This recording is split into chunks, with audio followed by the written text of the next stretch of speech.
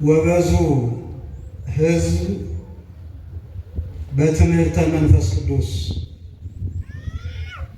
ሕዝቡም በመንፈስ ቅዱስ አጽናኝነት በዙ። የሐዋርያት ሥራ ምዕራፍ 9 ቁጥር 31 ላይ የሚገኝ የትምህርት አረፍተ ነገር ነው። ለቅዱሳን አባቶቻችን ምስጢርን የገለጸ ቸር አምላካችን ለእኛም ምስጢሩን እንዲገልጽልን መልካም ፈቃዱ ይሆንልን። ባሉን ደቂቃዎች በቀሪዎቹ ደቂቃዎች እንደ እግዚአብሔር መልካም ፈቃድ በዚህ ርዕስ መነሻነት እንማማራለን። የምንማረው ትምህርት ነው።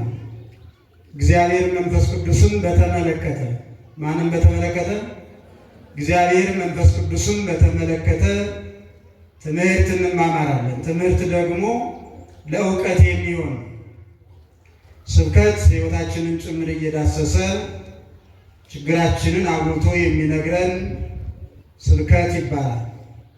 ትምህርት ደግሞ ለእውቀት የሚያገለግል እውቀት የሚሆን አብረው ሲመች ስብከትም ሊሰጥ ይችላል።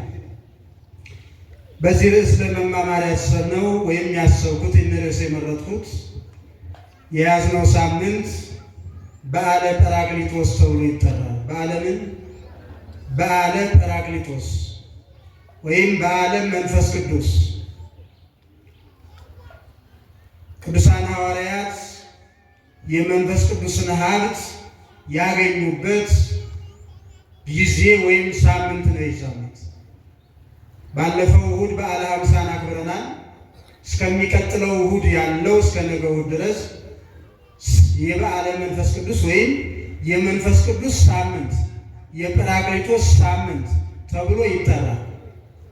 ስለዚህ የያዝነው ሳምንት በዓለ ጰራቅሊጦስ ወይም ደግሞ የጰራቅሊጦስ የመንፈስ ቅዱስ ሳምንት ነው።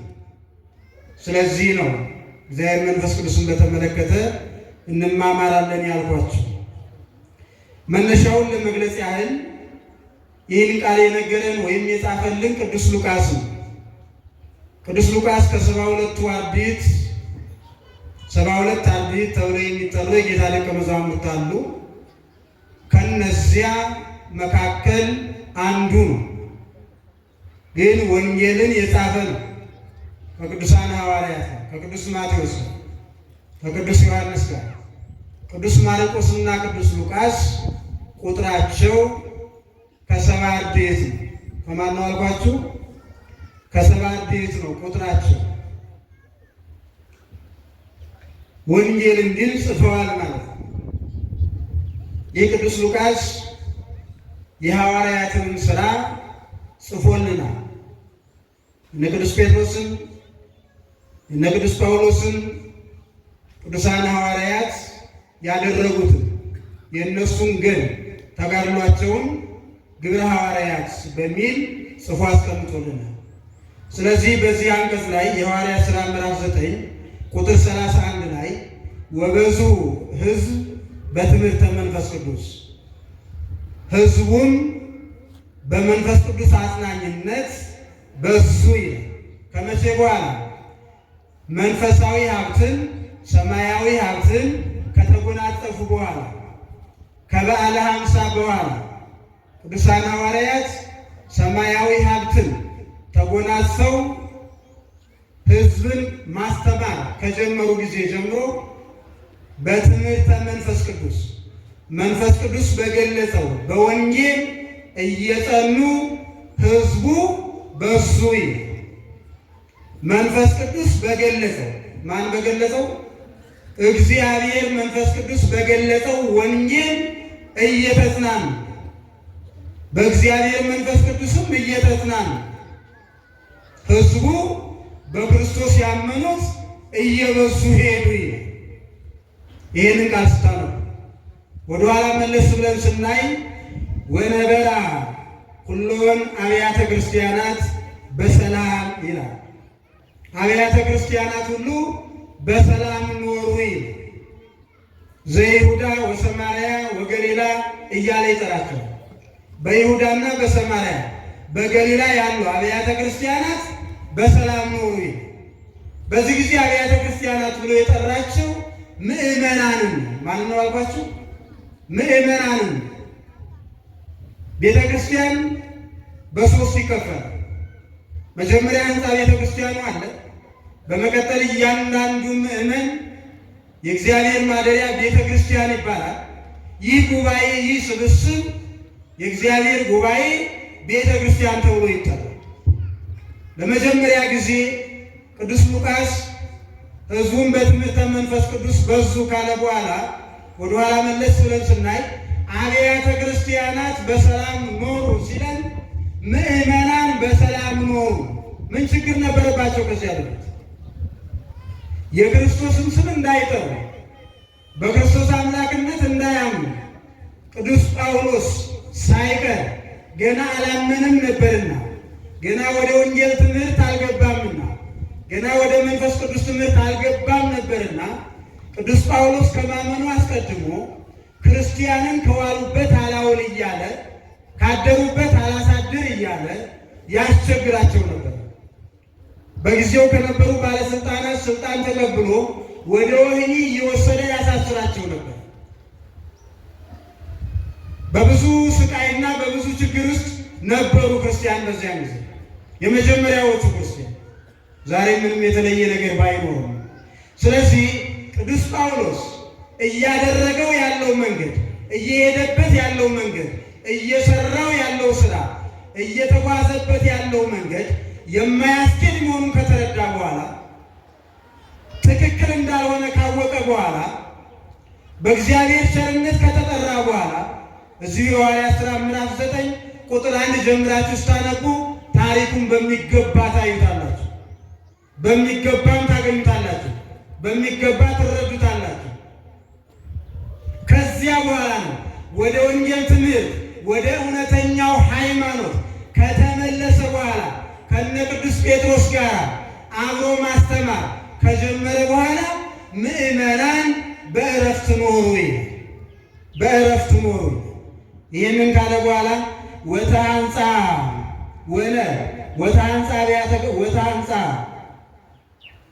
በፍርሃተ እግዚአብሔር፣ እግዚአብሔርን በመፍራት ታንጸው ኖሩ ይላል። ዋናው ፈሪሃ እግዚአብሔር ነው። ወታንጻ በፍርሃተ እግዚአብሔር፣ ምእመናን በእረፍት ኖሩ፣ በሰላም ኖሩ፣ እግዚአብሔርን በመፍራት ጸንተው ኖሩ ይላል።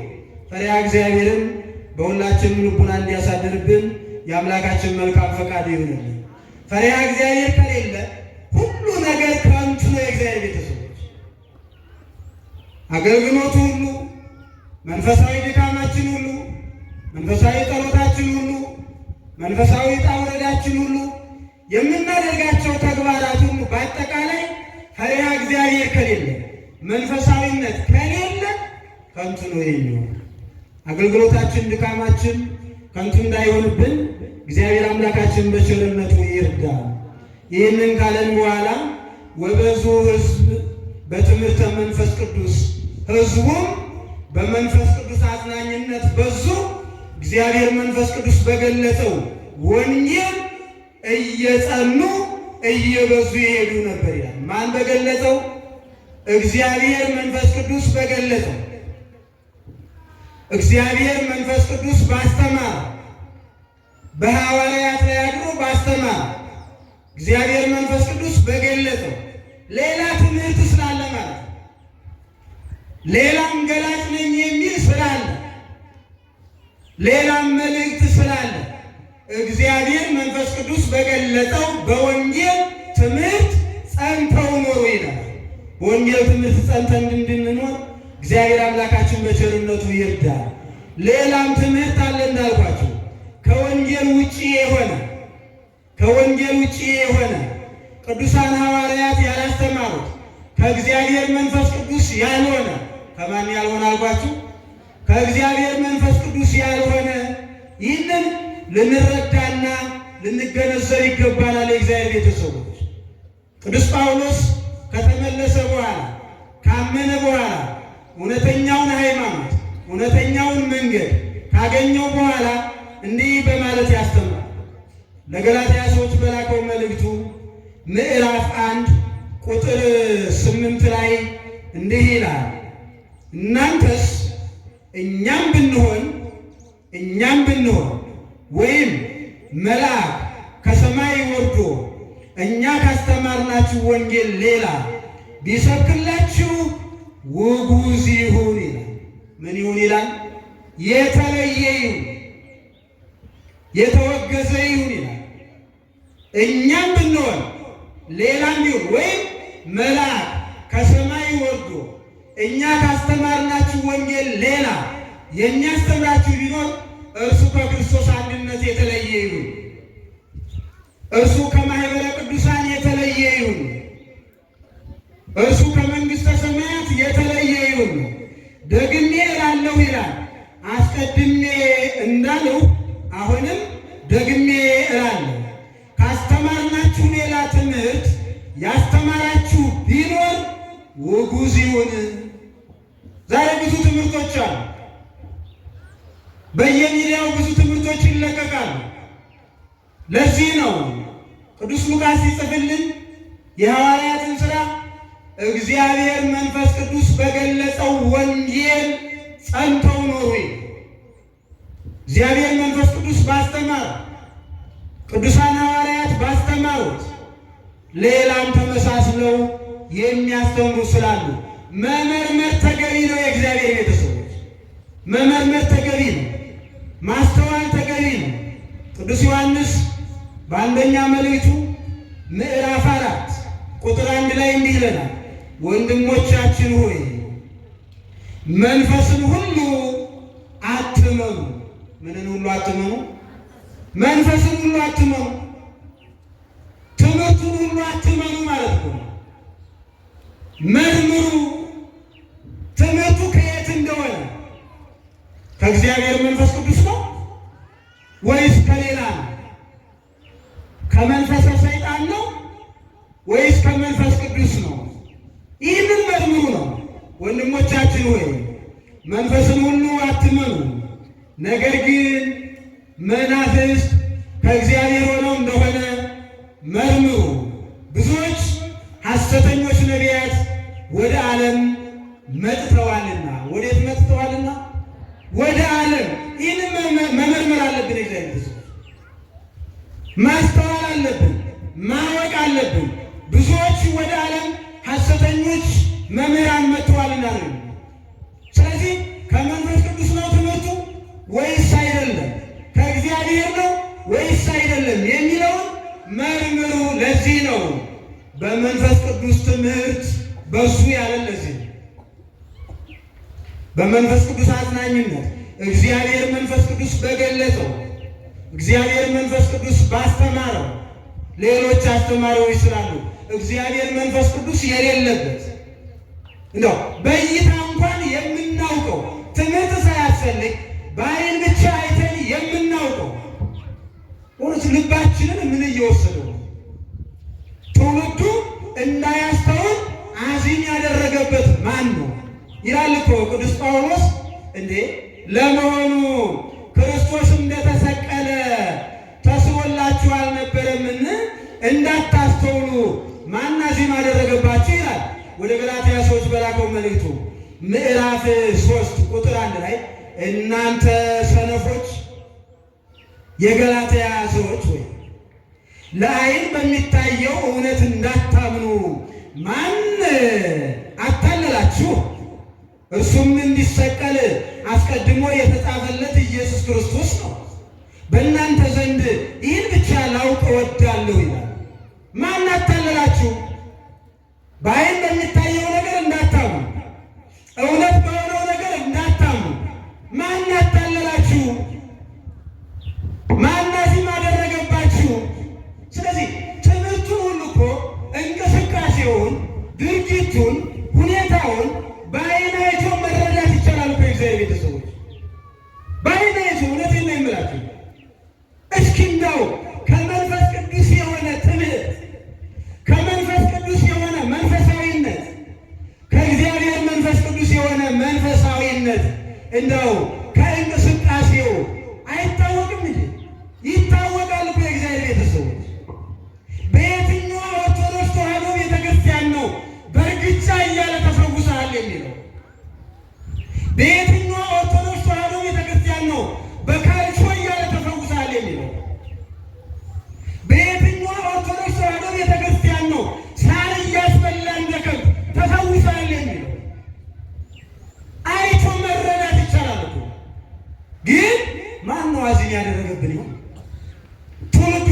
አዋዝን ያደረገበት። ስለዚህ እንዳልቆይ ወደ ትምህርት ልመለስ። የእግዚአብሔር ቤተሰቦች እግዚአብሔር መንፈስ ቅዱስ በገለጸው ትምህርት እየበዙ ይሄዱ ነው።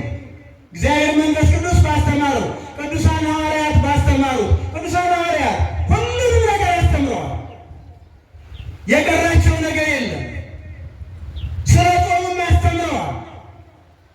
ስለ ሁሉም አስተምረዋል። ጾምን እንዳውም ይህን ጾም የጀመሩት ራሳቸው ናቸው ቅዱሳን ሐዋርያት።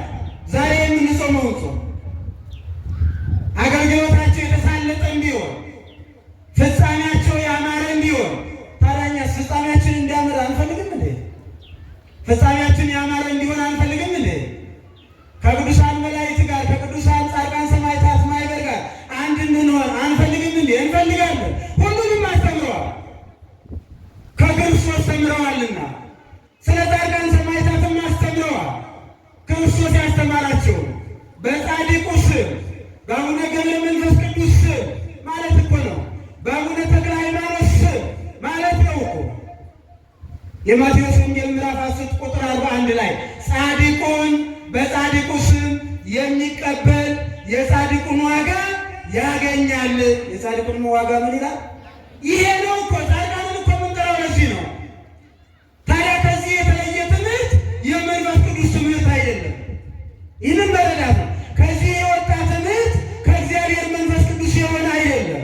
ቅዱሳን ሐዋርያት ይህን ያስተማሩት ጻድቁን በጻድቁ ስም ጠርቶ አምላከ ተክለ ሃይማኖት ብሎ በተክለ ሃይማኖት ስም ለተራበ ያበላ፣ ለተጠማ ያጠጣ፣ የቸገረውን የረዳ በአቡነ ገብረ መንፈስ ቅዱስ ስም፣ በቅድስት አርሴማ፣ በቅዱስ ክርስቶስ ሰምራ፣ በሌሎችም ቅዱሳን ስም የቅዱሳኑን ዋጋ ያገኛል ነው እኮ ቃል የሚለው ነው እኮ እንዴ።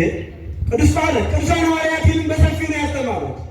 ቅዱስ ጳውሎስም እኮ ለሮም ሰዎች በላከው መልእክቱ ምዕራፍ 8 ቁጥር 37 ጀምራችሁ ስታገኙ 36 ጀምራችሁ እግዚአብሔር የመረጣቸውን መኑ ይተዋቀሶሙ ለሕሩያነ እግዚአብሔር፣ እግዚአብሔር የመረጣቸውን፣ እግዚአብሔር ያጸደቃቸውን፣ እግዚአብሔር ያከበራቸውን፣ አልከበሩም የሚላቸው፣ አልጸደቁም የሚላቸው፣ እግዚአብሔር ክብር የሰጣቸውን፣ አይገባችሁም የሚላቸው ማን ነው ነው ያለው።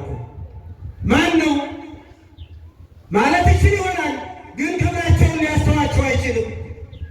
ማውራት ይችል ይሆናል፣ ግን እሱ ከነሱ ማኅበር ይወጣል እንጂ እነሱን ከእግዚአብሔር አንድነት ሊለያቸው አይችልም። ስለዚህ በዚህ ትምህርት ጸንተው ኖሩ ነው። አሁን ወደ ርዕሴ ልመለስ። ስለ እግዚአብሔር መንፈስ ቅዱስ ነው የምንማማረው ብያችኋለሁ ባሉኝ ደቂቃዎች። እግዚአብሔር መንፈስ ቅዱስ ማን ነው? በመንፈስ ቅዱስ ትምህርት እየጸኑ ሄዱ ነው፣ እየበረቱ ሄዱ ነው። መንፈስ ቅዱስ ማን ነው? የምናውቀው የምንረዳው ቢሆንም መልሰን እንረዳዋለን፣ ለጥንካሬ እንማረዋለን፣ ለአጽንዖተ ነገር። መንፈስ ቅዱስ ማን ነው ካልን፣ መንፈስ ቅዱስ ምን አይነት አካል ነው ካልን፣ ረቂቅ የሆነ አካል ነው።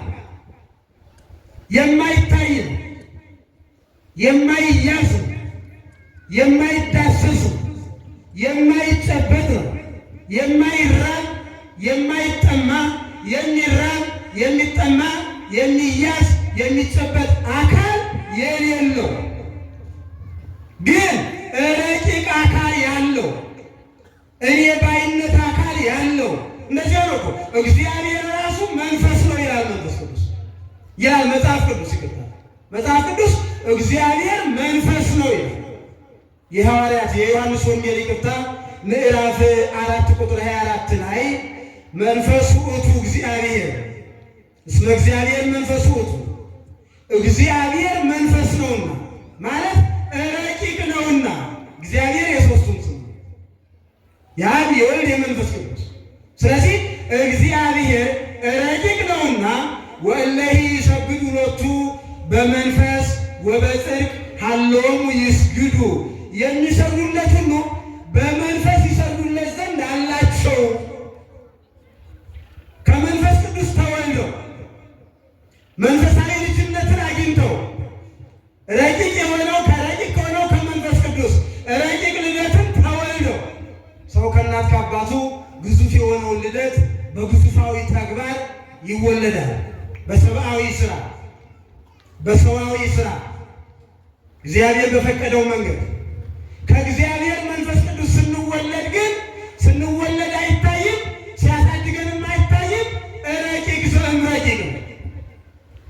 ስለዚህ በመንፈስ ቅዱስ የሚሰሩ ይሰሩለት ዘንድ አላቸው ማለት ከረቂቁ መንፈስ ቅዱስ ተወልደው ያመልኩት ዘንድ ያመሰግኑት ዘንድ አላቸው። እነሱም ረቂቃን ሆነው ለምን? እግዚአብሔር ራሱ ረቂቅ ነውና።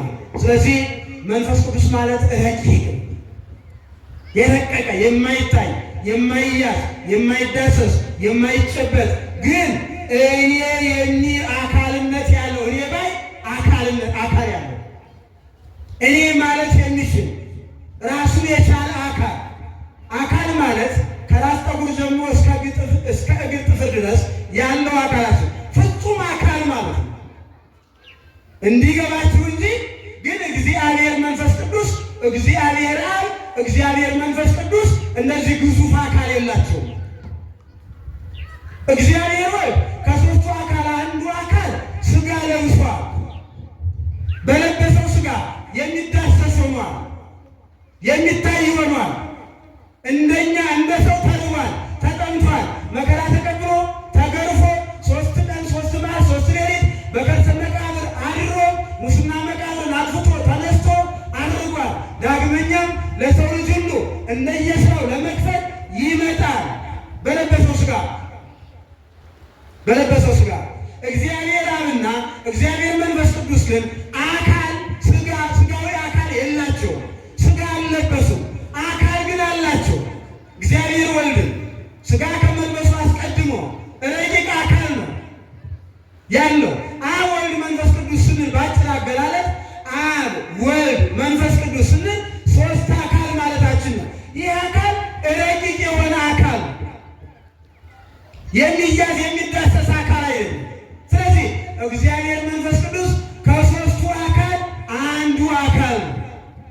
ነቢዩ ኢሳይያስ በመጽሐፉ በትንቢቱ ትንቢተ ኢሳይያስ ምዕራፍ 6 ቁጥር 3 ላይ ቅዱሳን መላእክት ሱራፌል ቅዱስ ቅዱስ ቅዱስ ያለና የነበረ እያሉ ሲያመሰግኑ አያቸው።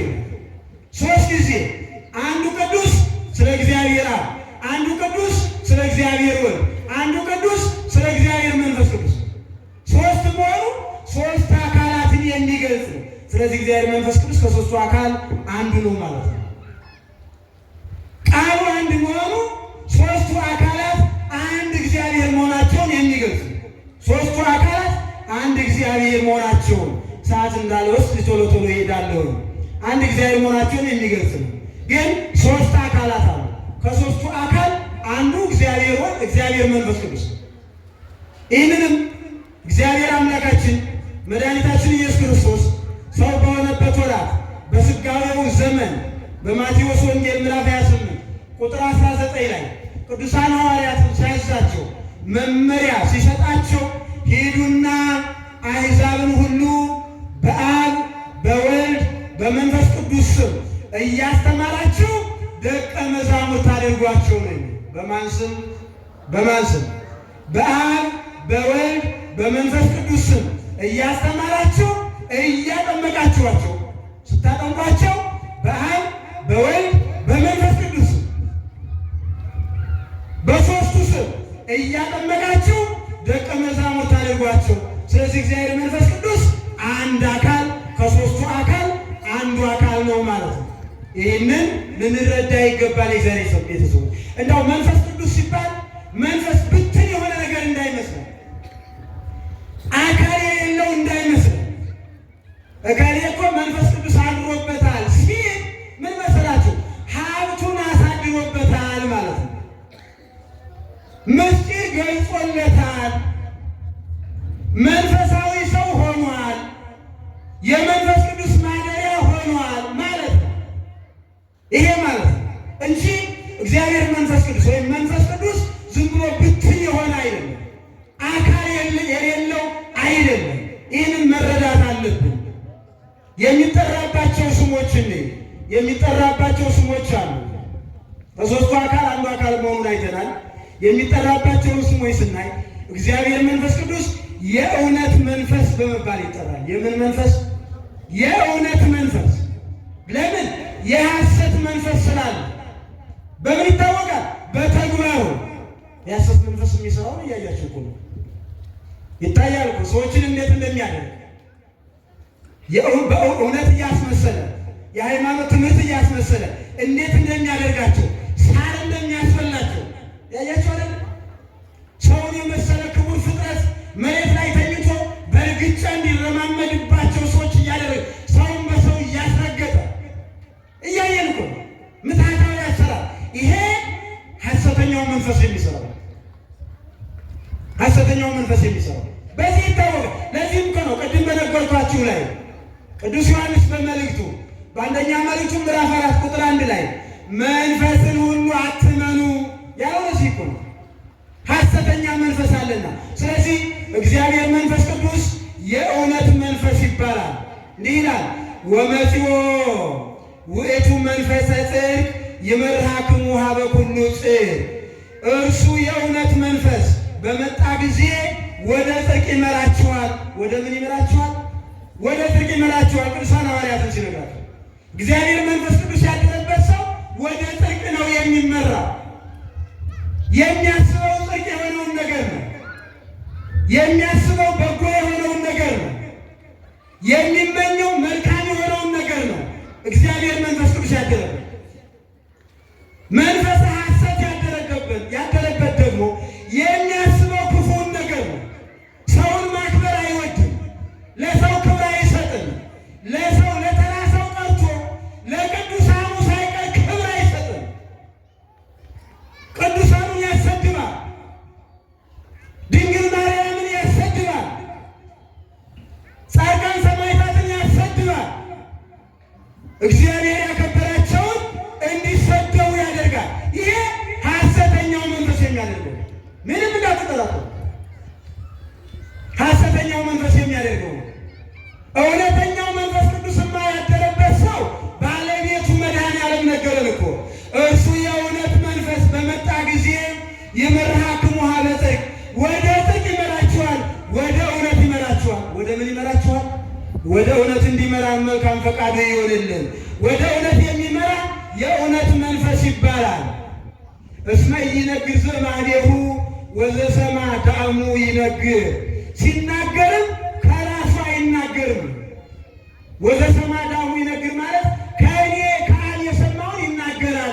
ያ ማለት መንፈስ ቅዱስ እኔ አብ አንድ ነን እያለ ነው። በተዘዋዋሪ መንገድ አብ እኔ መንፈስ ቅዱስ አንድ ነን ነው። ከእኛ የሰማውን ይናገራል፣ ወደ እውነት ይመራችኋል። ስለዚህ እግዚአብሔር መንፈስ ቅዱስ የእውነት መንፈስ ተብሎ ይጠራል። የምን መንፈስ አልኳችሁ?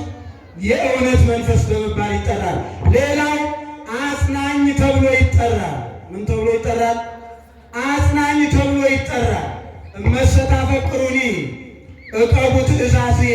ቅድም የነገርኳችሁ የዮሐንስ ወንጌል ምዕራፍ 16 ቁጥር 13 ላይ ነው የምታገኙት። አጽናኝ ተብሎ ይጠራል።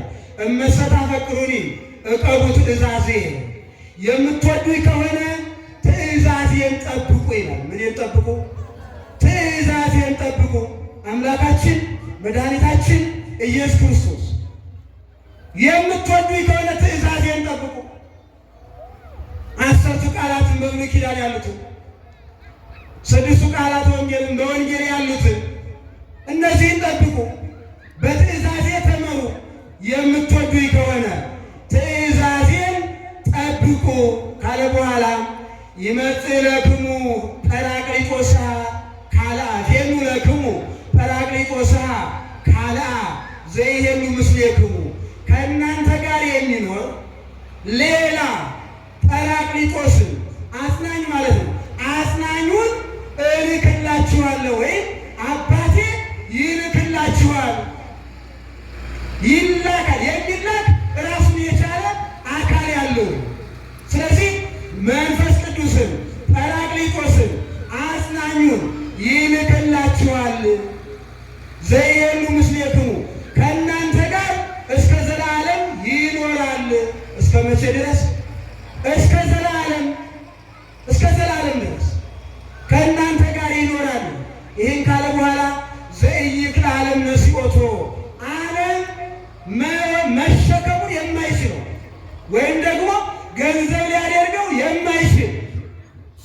እኔን ለሕማም ለሞት ለመከራ አሳልፎ እንደሰጠኝ እርሱን ለሕማም ለሞት ለመከራ አሳልፎ መስጠት አይቻለውም። አይቻልም። መንፈስ ቅዱስን ለሕማም ለመከራ ለሞት አሳልፎ መስጠት አይቻልም። አይታይማ፣ አይያዝማ፣ አይዳሰስማ። እግዚአብሔር ወልድ እኮ ለሕማም ለሞት ለመከራ ተላልፎ የተሰጠው ሥጋ ስለለበሰ ነው። ስለዚህ በእኔ ላይ ያደረገብኝን ዓለም በመንፈስ ቅዱስ ላይ ማድረግ አይቻለውም ማለት ነው። ዘይክላል ነሲኦቶ ማለት ዓለም መያዙን የማይችለው ማለት እኔን ለመከራ አሳልፎ እንደሰጠኝ እሱን መስጠት አይችልም። ለምን?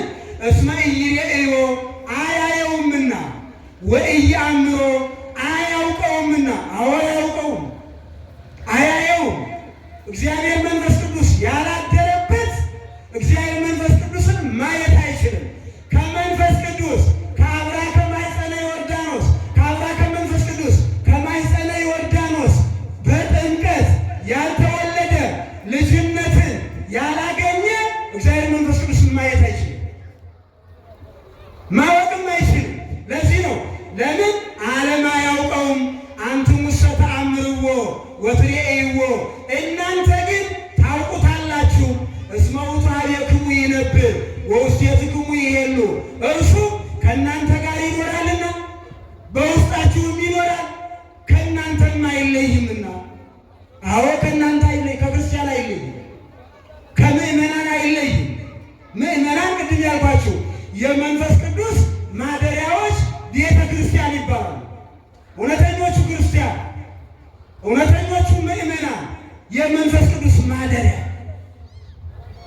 ስለዚህ ከእናንተ አይለይም፣ እናንተ ታውቁታላችሁ፣ ዓለም ግን አያውቀውም።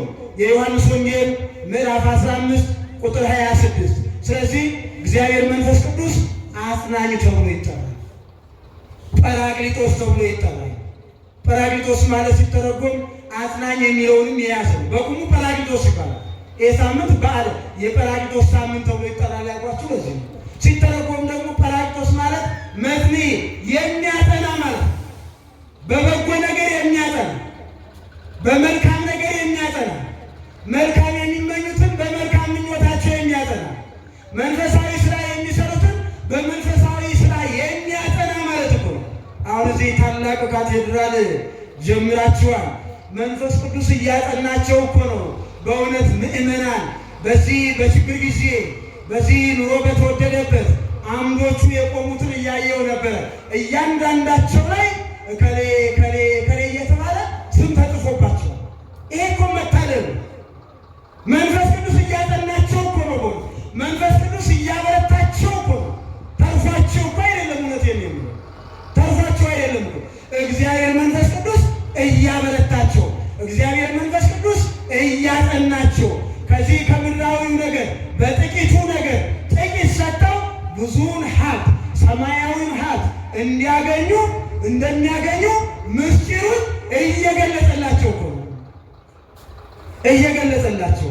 ስለዚህ ጰራቅሊጦስ ማለት መጥኒ የሚያጠና፣ ለበጎ ነገር የሚያጠና፣ በበጎ ነገር የሚያጠና፣ በመልካም ስራ የሚያጠና፣ በመንፈሳዊነት የሚያጠና ማለት ነው። መጥኒ መንጽሒ የሚያነጻ ማለት ነው። ከኃጢአት የሚያነጻ፣ ከኃጢአት የሚለይ፣ መስተፍሥሒ የሚያስደስት፣ ደስታን የሚሰጥ፣ ናዛዚ የሚያረጋጋ ማለት ነው። መንፈስ ቅዱስ ጰራቅሊጦስ ማለት መንፈስ ቅዱስ ማለት የሚያረጋጋ፣ የሚያጽናና፣ ከሳቲ የሚገልጥ፣ በጎውን ነገር የሚገልጥ፣ መልካም የሆነውን የሚያሳይ፣ በጎ የሆነውን ነገር እንዲገልጽልን እግዚአብሔር አምላካችን መልካም ፈቃዱ ይሆንልን።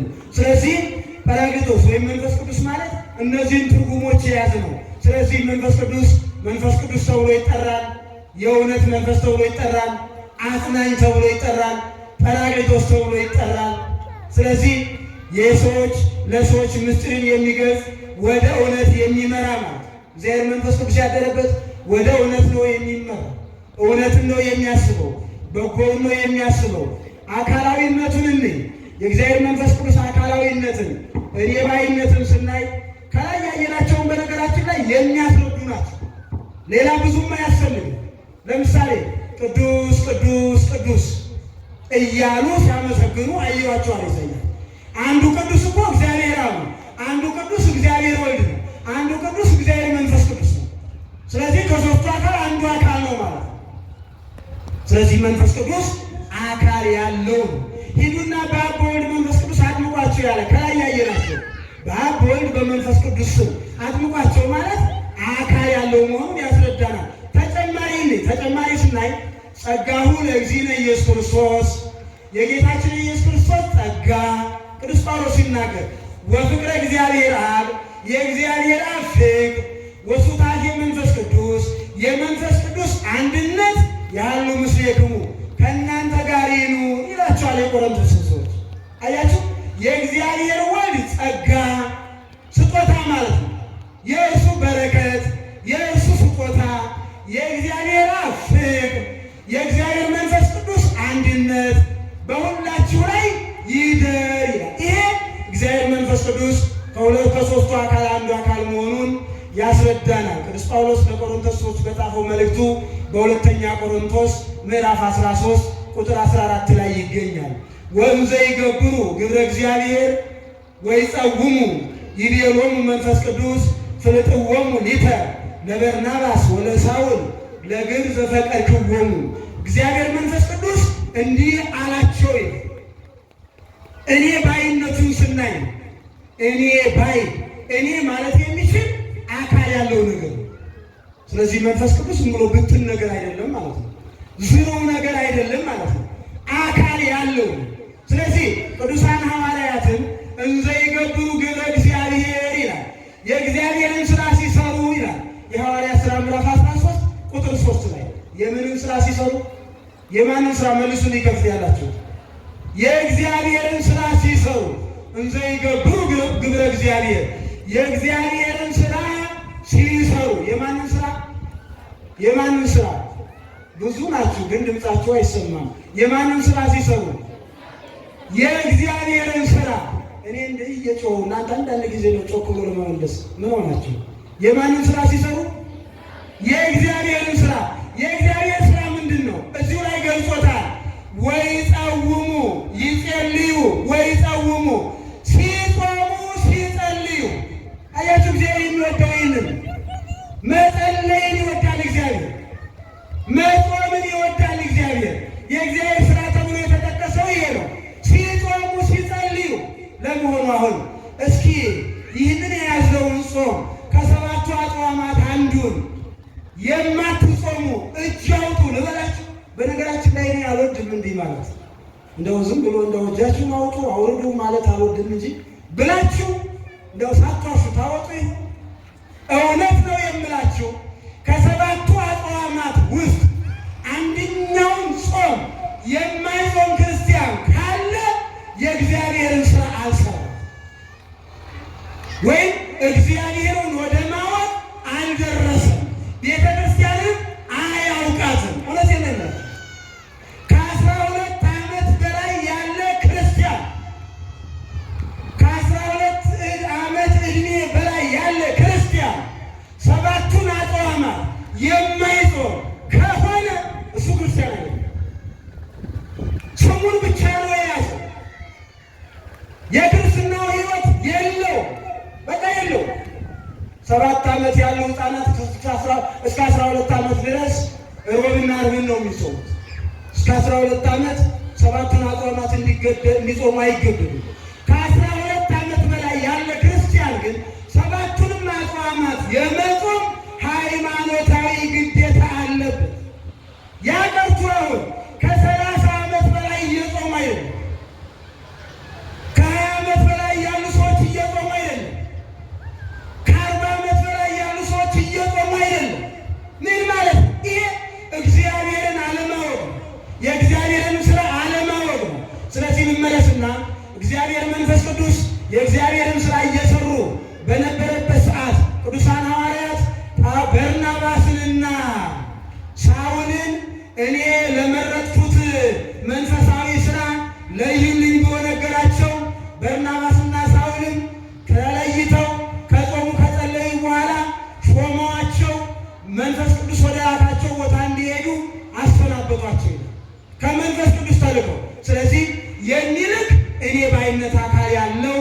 ራሱን የቻለ አካል ነውና እግዚአብሔር መንፈስ ቅዱስ ራሱን የቻለ አካል ያለው ነው።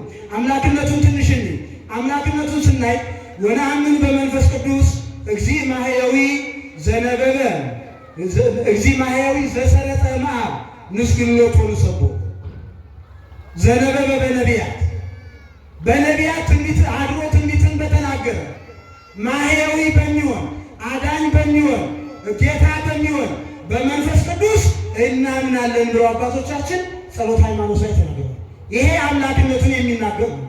ሌላው ተጨማሪ ጥቅስ ለማየት ሁሉን የሚችል ይላል ኢዮብ የእግዚአብሔር መንፈስ ፈጠረ፣ ሁሉን የሚችል የአምላክ እስትንፋስ ሕይወትን ሰጠ። መጽሐፈ ኢዮብ ምዕራፍ 33 ቁጥር 4 ነው። ይሄ ስለ አምላክነቱ የሚናገር ነው። ብዙ ማለት ይቻላል ከሰዓት አኳያ እንጂ ሰዓት ስለደረሰ ቅዱስ ዳዊት ልበ አምላክ ዳዊት በመዝሙሩ ሳህሉ ለእግዚአብሔር መላ ምድረ የእግዚአብሔር ቸርነት የእግዚአብሔር ይቅርታ ምድርን መላ ካለ በኋላ ወበቃለ እግዚአብሔር ጸና ሰማያት በእግዚአብሔር ቃልም ሰማያት ጸኑ ካለ በኋላ ወምስንፋሰ አፉሁ ኩሎ ኃይሎሙ ሰራዊቶቻቸውም በአፉ እስትንፋስ ጸንተው ይኖራሉ። ይሄ ሳህሉ ለእግዚአብሔር ሲል እግዚአብሔር አብን ማለት ነው። ወበቃለ እግዚአብሔር ሲል እግዚአብሔር ወልድን፣ ወምስንፋሰ አፉሁ ሲል እግዚአብሔር መንፈስ ቅዱስን።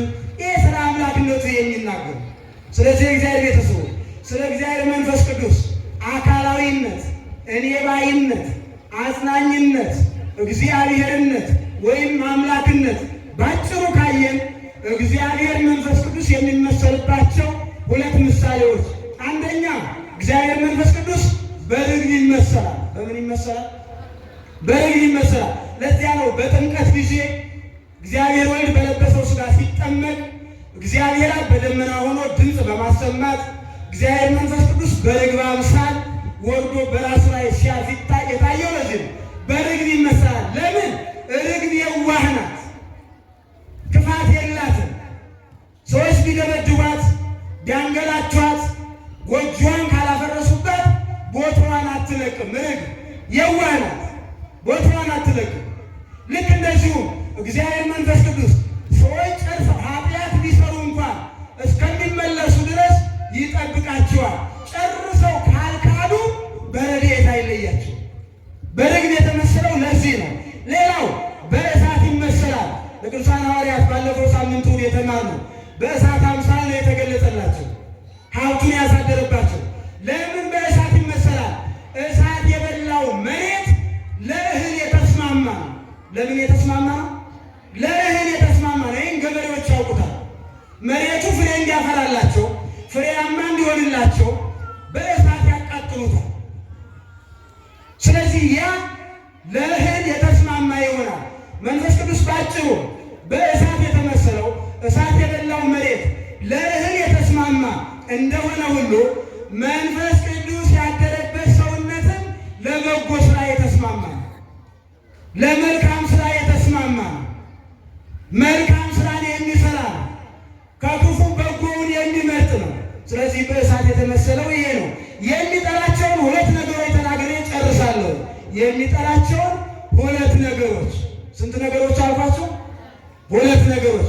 አንደኛው በአጠቃላይ መጥፎ ተግባራትን ይጠላል።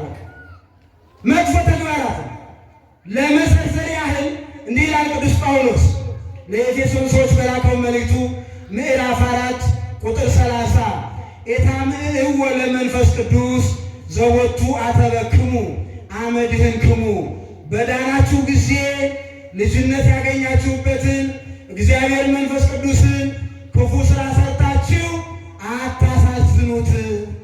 ምን ስራ ሰርታችሁ? ክፉ ስራ ሰርታችሁ አታሳዝኑት። ወኩሎ መሪረ መራራነትን፣ መራራ ንግግርን ሰዓት ስለሄደብኝ እንጂ እያንዳንዱ ማብራራት ይቻላል በሰፊው። መራራ ንግግርን፣ ጎረቤት ለጎረቤቱ መራራ ንግግርን ይናገራል። እንደ እሬት የሚመር ንግግር፣ እንደ እርሾ የሚዋጋ ንግግር። ከእርሾ ውስጥ የምታውቁት የአጋም እሾህ ታውቃላችሁ? አጋም ይባላል። እጅግ መርዛማ እሾህ። እንደዚያ መርዛማ ንግግርን የሚናገር